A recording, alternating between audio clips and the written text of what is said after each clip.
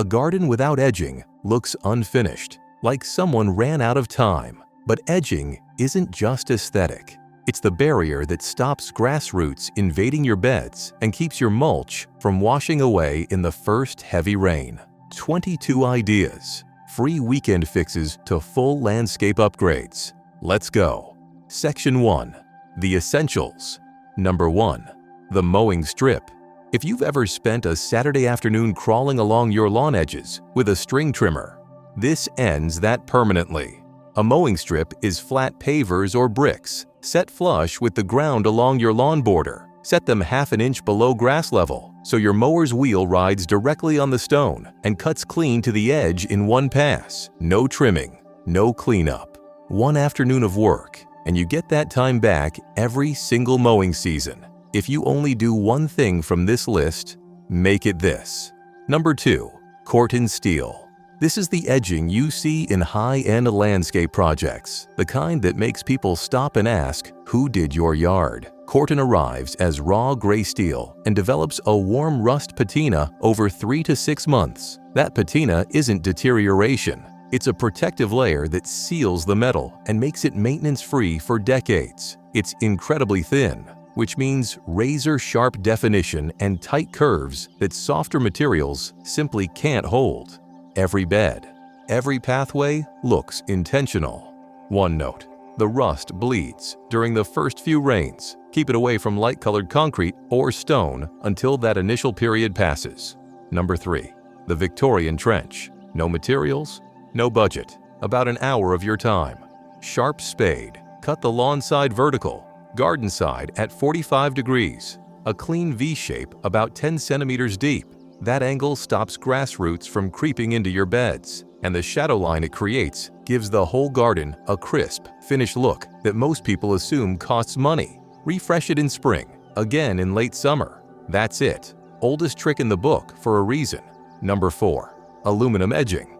Most people don't know this exists. That's what makes it so effective. Professional-grade aluminum sits flush with the ground and becomes nearly invisible once installed. Your planting, your lawn, your landscaping, all of it takes center stage. Won't rust, won't warp.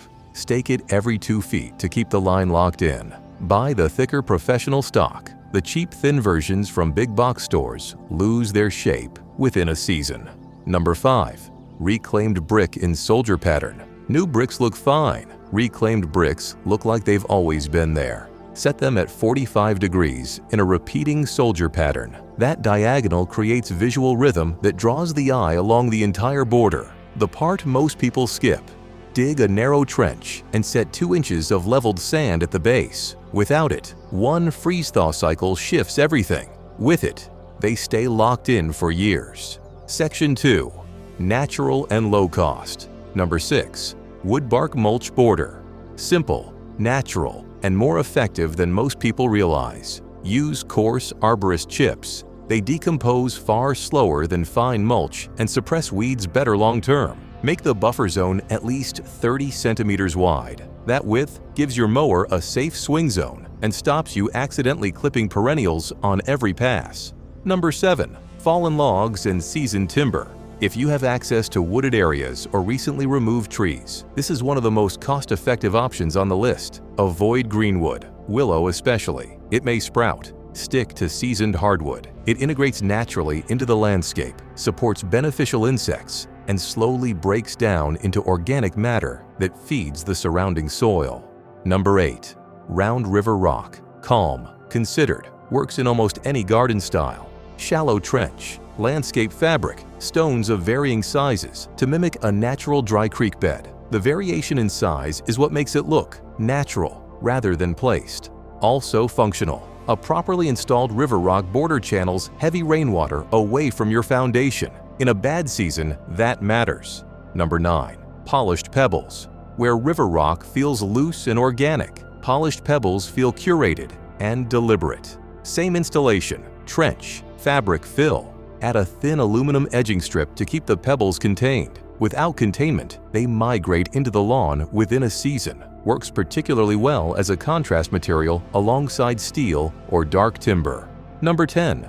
Recycled rubber. won't crack in a hard freeze, won't warp in summer heat, flexes naturally around curves and tree circles where rigid materials would require complex cutting and fitting. It's not the most visually premium option, but for high-wear areas with children or pets, or anything with a tight curve, it outperforms everything else on durability alone. Anchor the stakes properly. It shifts if they're set loose. Section 3.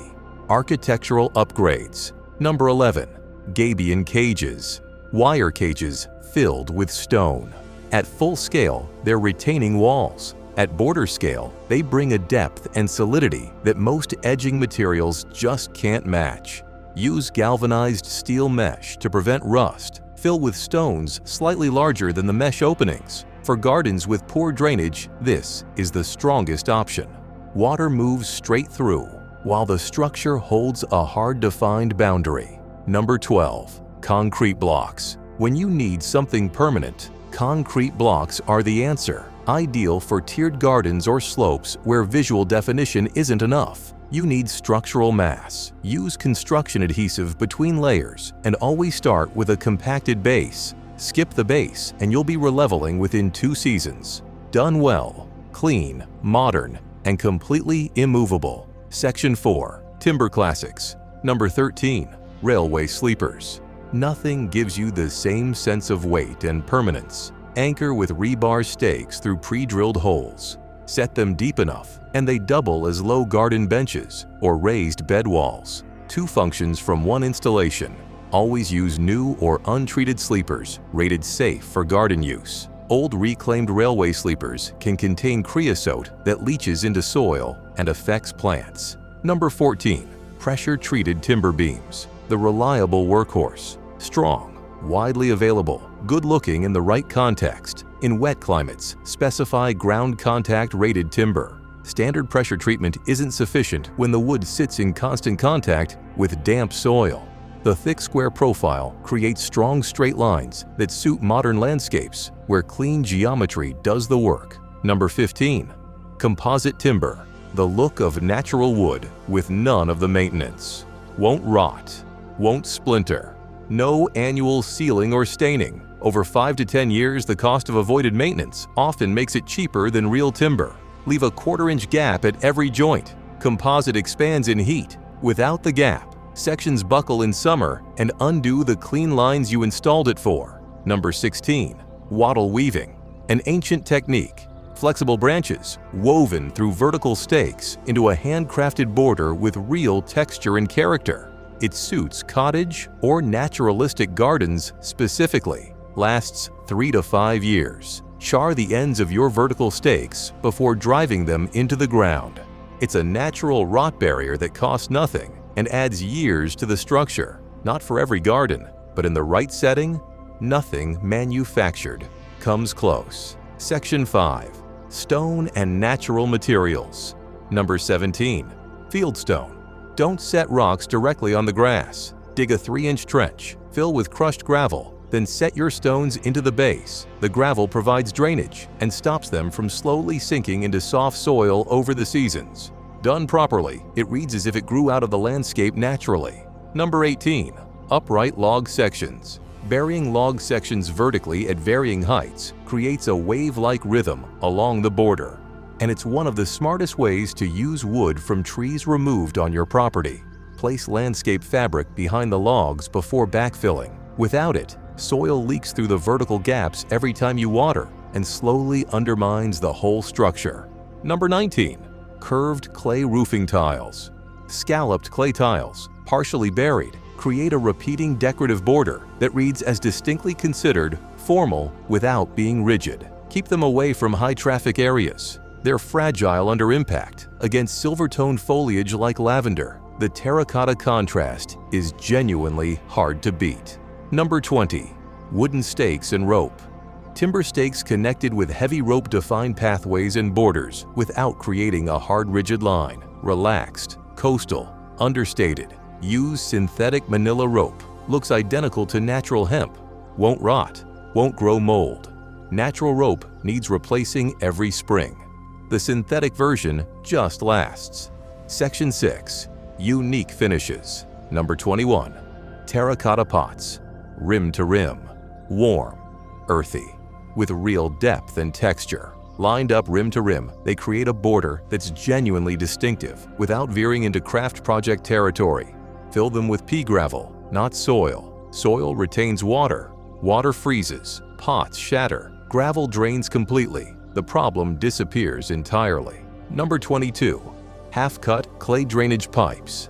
Large clay pipes cut lengthwise create a clean geometric border, and they do something no other option on this list does. Clay absorbs heat during the day and releases it back into the soil at night. For heat-loving plants, tomatoes, peppers, Mediterranean herbs, that thermal effect actively improves growing conditions. It's a functional detail built into the design itself. Edging defines your space and protects everything you've put into it. Pick one. Start this weekend.